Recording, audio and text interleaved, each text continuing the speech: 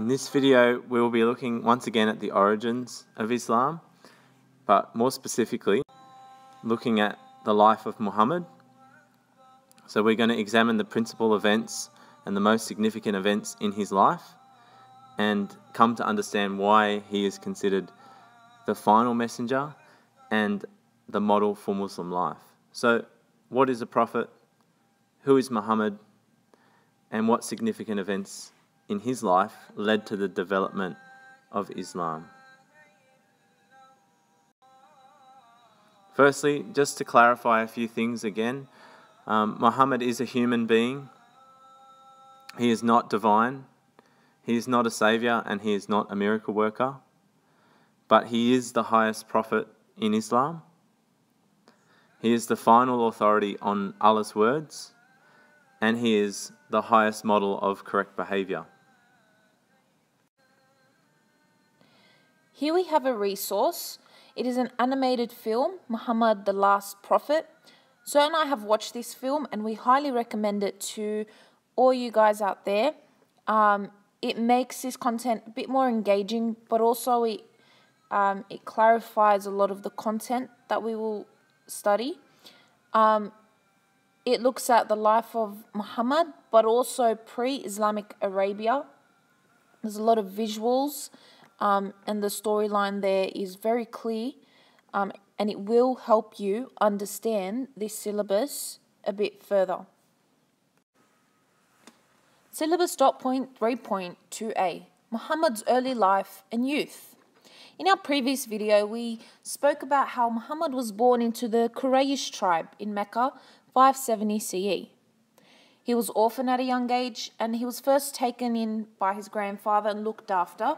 His grandfather had a monotheistic faith, so these beliefs obviously had an influence on Muhammad. Later, Muhammad was adopted by his uncle, who was a businessman, and this also played a big part in Muhammad's early life. It was at the age of 12 that Muhammad took an active role in his uncle's business, firstly as a shepherd, but after proving to be capable, he was entrusted with commercial enterprises. This is how Muhammad came into contact with many faith communities at such a young age. Then in his 20s, Muhammad was employed by a wealthy widow named Khadija and oversaw her flourishing caravan business. By the age of 25, Muhammad married this lady Khadija, who was aged 40. Throughout his lifetime, Muhammad became increasingly more and more contemplative about life and about God, and he frequently expressed dissatisfaction with low moral standards that were around at the time in Mecca. So things like, when we looked at pre-Islamic Arabia, we spoke about sexual immorality, female infanticide, and abuse of slaves. So Muhammad expressed, his dissatisfaction or hatred with those occurrences. Now, he also would spend time with the Hanifs, which we also spoke about or learnt about in pre-Islamic Arabia, and these were monotheistic Arabs. So Muhammad, like the Hanifs, would often withdraw into solitude of the nearby hills. He would often pray and contemplate the meaning of life. And as time passed, Muhammad visited a certain cave on Mount Hira, and he often held all-night vigils and meditated on deep religious matters there. Now, there's a photo of Mount Hira just there, and you can see how large it is compared to the Muslims that are climbing to the top of Mount Hira. So that's a modern photo taken from the Hajj, but you can see the scale of how big this mountain is and how far away it is from the city. Muhammad's first revelation in 610 CE. This first revelation had an extraordinary experience, receiving an awe-inspiring revelation from the Archangel Jibril, also known as Gabriel. This first encounter with the angel led Muhammad to become really scared and confused as to how he was to transfer messages to his community, because he was actually illiterate. The angel asked him to read messages out loud, but he told the angel 3 times that he was unable to read.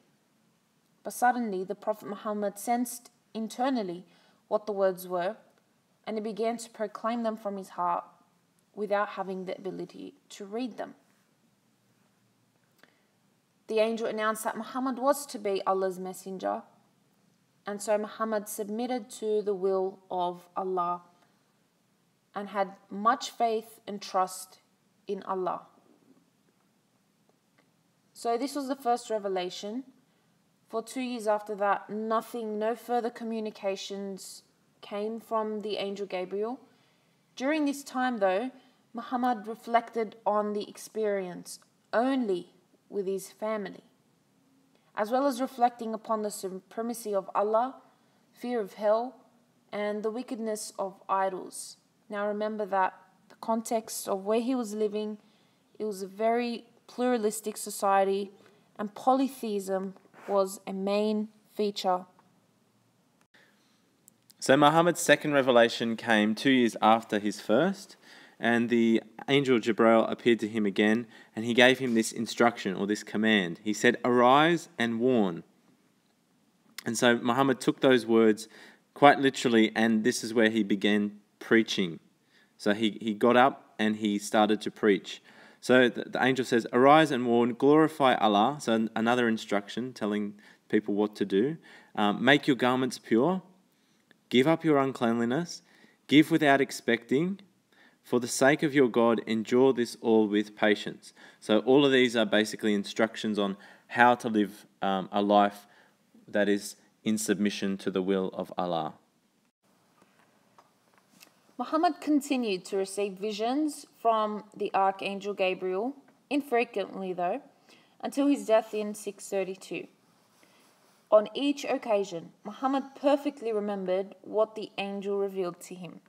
These verses, which were often extremely poetic, were memorized and later written down. After Muhammad's death, they were collected to make up the Quran, the sacred text of Islam. So while we're on the topic of the Quran, something which we will look at in great depth in other videos, no doubt, but for Muslims, the Quran is more than just simply the word of Allah. The Quran is the full and final truth, because Muslims believe that Allah spoke through many, many prophets. Muhammad was one of them, but Muhammad was the final prophet. So Muslims also believe that God spoke through Moses and Jesus, and these people are equal in dignity, but the Prophet Muhammad is the complete authority and is a higher prophet than any other prophet that came beforehand. The Prophet Muhammad was also tasked with a command from Allah to preach the Quran to all humankind. So an instruction to let everybody know about these words. From instructed to instructor. Initially, Muhammad and his followers had little social impact. However, after a while, Muhammad began to speak out about his revelations. He encouraged people to reject tribal idols, show charity to the poor, free their slaves, and foster equality and justice.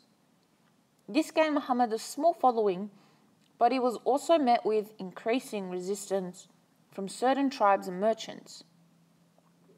This was because Muhammad was preaching a message of monotheism, which opposed idol worship and polytheism. Certain tribespeople were also strongly committed to their ancestral beliefs in multiple gods. Many merchants in Mecca made a living from selling tribal idols to pilgrims, so they feared that they would lose their business if Muhammad's new religious movement began to grow. So ultimately, people had to choose whether to accept or to reject the message that came from Allah. So because of this,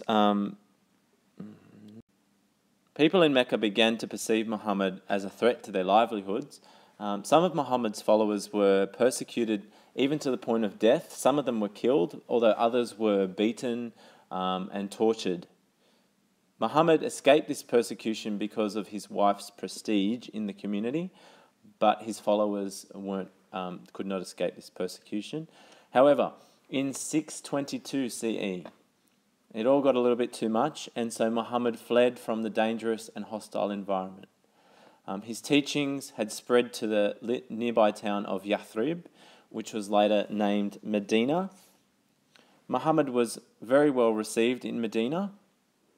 The very first year on the Muslim calendar is actually celebrated from the point where Muhammad leaves Mecca and he travels or migrates to Medina, and this is known as the Hijra. So the Hijra is the migration that occurred of Islam from Mecca to Medina in 622 CE.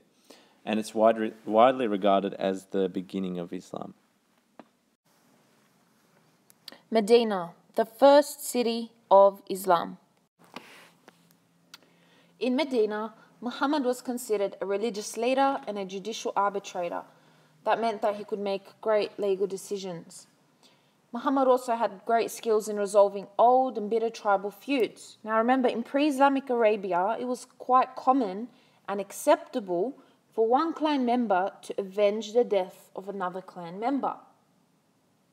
Now when Muhammad came to resolve these tribal feuds, he soon became the sole ruler of Medina because of this radical change. So people liked this about him.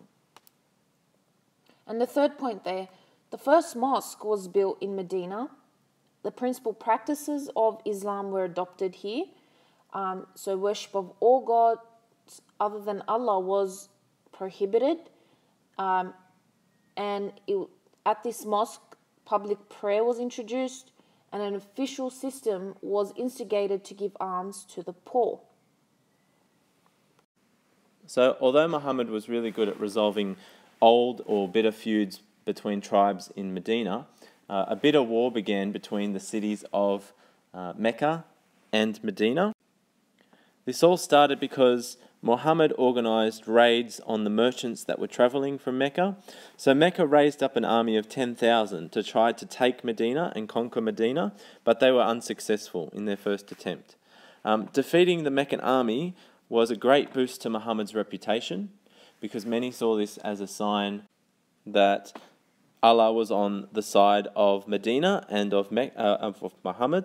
And so many more people from Medina converted to Islam. Now Muhammad eventually negotiated a peace treaty with Mecca, but in 630 CE this treaty was broken by the Meccan army. Muhammad takes Mecca. In 630 CE, Muhammad's army marched into Mecca and the city surrendered. After a triumphant entry, Muhammad went to the Kaaba and destroyed all the idols of false gods. Muhammad then rededicated the Kaaba to Allah. Although the hub of political power remained at Medina for some time, Mecca quickly converted and grew as a center for Islam. From this, Muhammad grew to be the chief political power in the whole Arabian Peninsula. It took only 2 years to convert Arabia. It's also important to note that at no point in the process were people forced into the religion. It was because of Muhammad's successful conquests that people began to look up to him and trust him and want to have him as a great leader. So that's just an idea for you guys. Islam was never forced upon anyone in Arabia.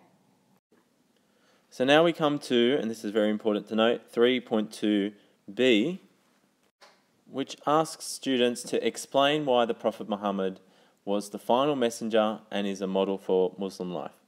So firstly, to put this into context, the word Islam means surrender, and the Prophet Muhammad is regarded as the perfect example of surrendering to the will of Allah.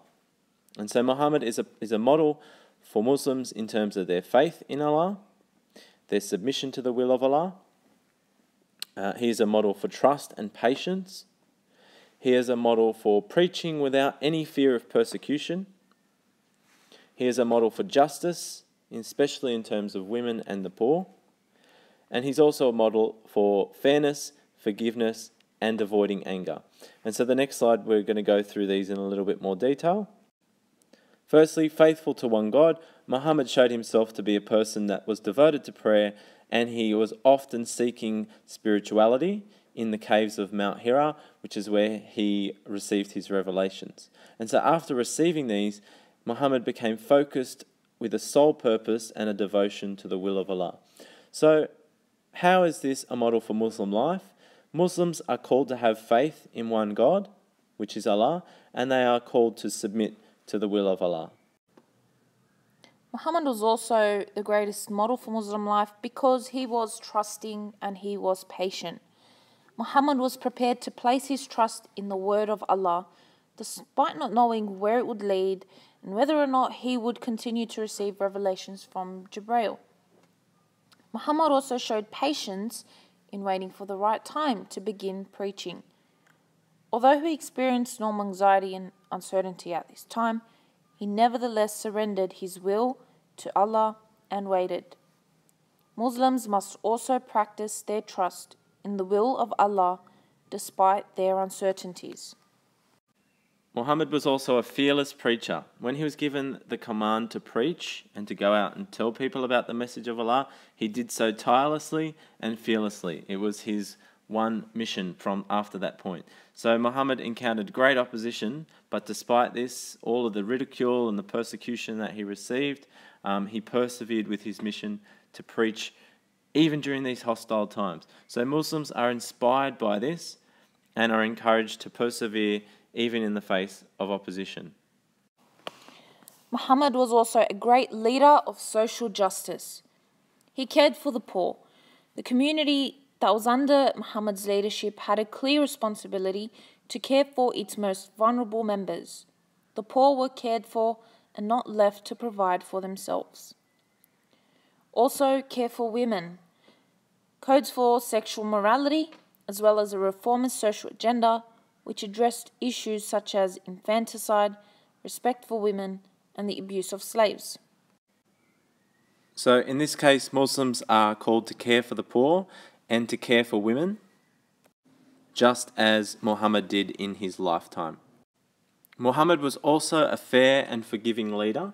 He had experience as a businessman, which helped him resolve conflict in a fair way. He also knew that anger was never the solution to life's problems.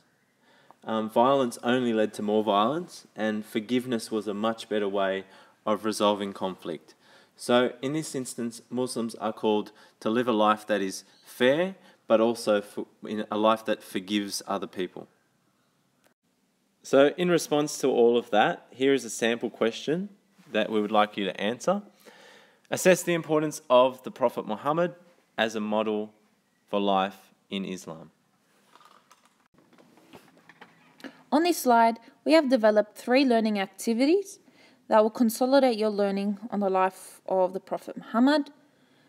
We've tried to cater to all your different abilities and your strengths. So we have those people that like to act. You guys will present dramatizations of significant events from the life of the Prophet Muhammad.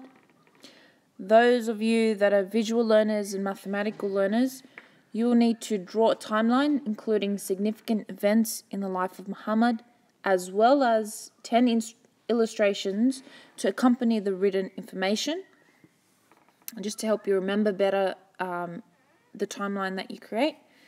And the last activity for those that like to write, but are also visual learners, you guys need to develop a mind map which shows the links between the life of the Prophet Muhammad and the type of response to the call of Allah expected of all Muslims.